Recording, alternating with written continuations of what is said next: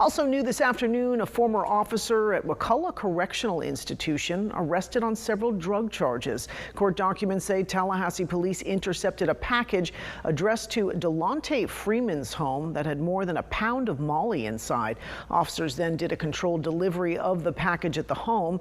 During that controlled delivery, TPD says they caught Freeman trying to run out the back door with the package. Officers say they found other drugs and packing materials inside his apartment. He now faces several drug charges. The Department of Corrections says Freeman was fired after his arrest last week.